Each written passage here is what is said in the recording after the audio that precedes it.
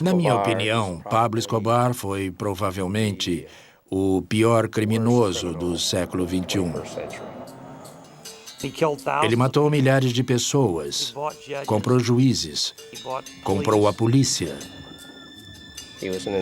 Ele era um indivíduo que manipulava um país inteiro.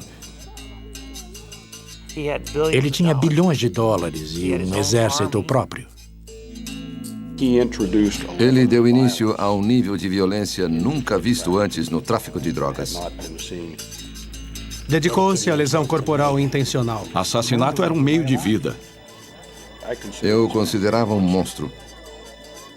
Os governos colombiano e americano resolveram capturá-lo a qualquer preço. Nos envolvemos em uma operação muito longa.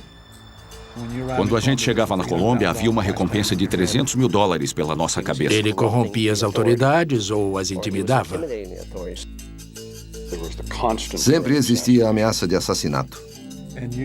Andava-se de carro com a arma em punho para se proteger.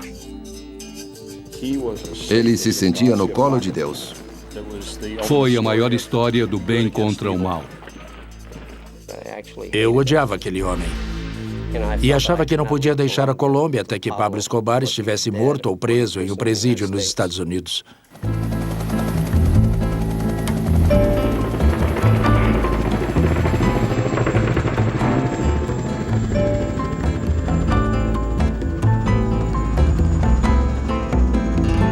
Guerreiros Secretos.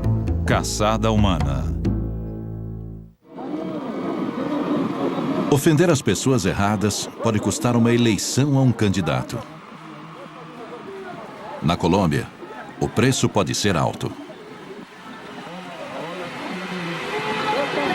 Numa noite de verão em 1989, o candidato presidencial líder nas pesquisas visita a cidade de Soacha.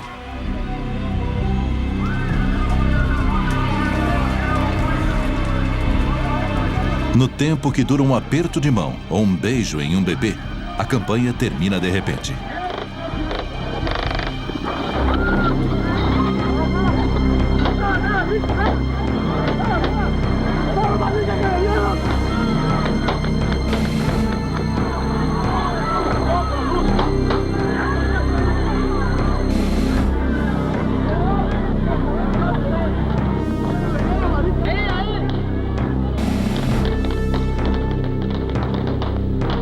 O assassinato descarado horroriza a Colômbia.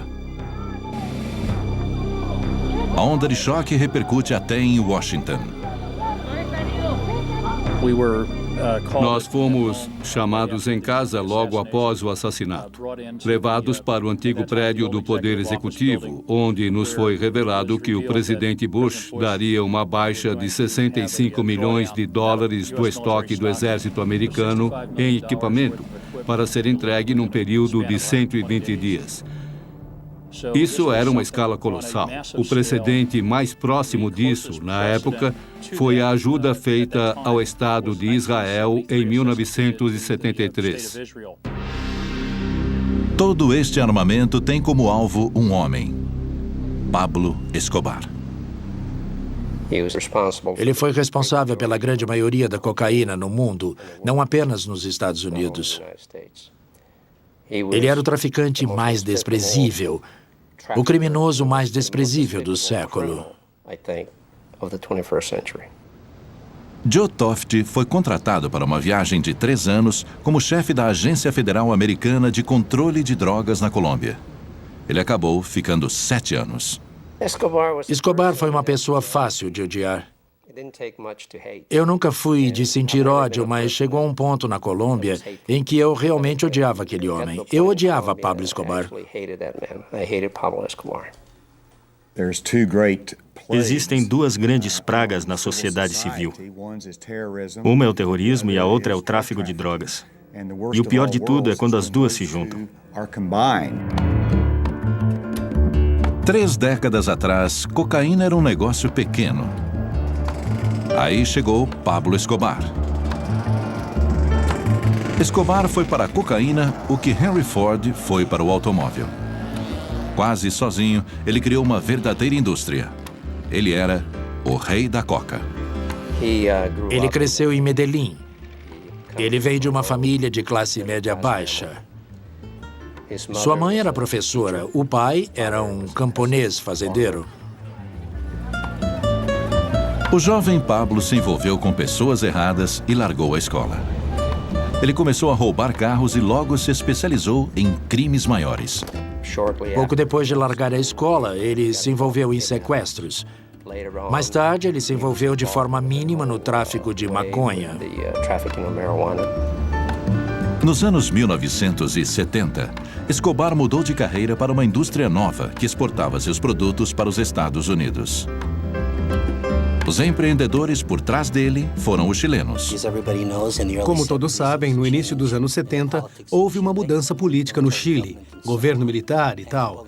E o crime organizado foi por fim eliminado daquele país da noite para o dia. Então, quem estava lá para retomar e começar a se especializar em tráfico de cocaína eram figuras muito sofisticadas do crime organizado da cidade de Medellín. Liderando o caminho, Pablo Escobar. Ele estava envolvido na manufatura da droga, na distribuição da droga, estava envolvida na busca das melhores terras da Colômbia, operava as melhores fazendas. E também tinha aspirações políticas. Chegou a ser deputado suplente. E alguns diziam que ele, na verdade, queria ser candidato à presidência da Colômbia. Entre os que observavam Escobar de perto, estava um guerreiro secreto do Departamento de Defesa, especialista em vigilância secreta. A organização consistia de uma série de cultivadores de coca com os quais estreitamos contato no Peru e na Bolívia. Eles cultivavam a folha de coca, que seria transformada através de um processamento muito bruto em uma pasta, que seguia então para a Colômbia para ser refinada em cocaína processada em escala industrial em laboratórios florestais enormes. E depois transportada principalmente via aérea para o mercado internacional.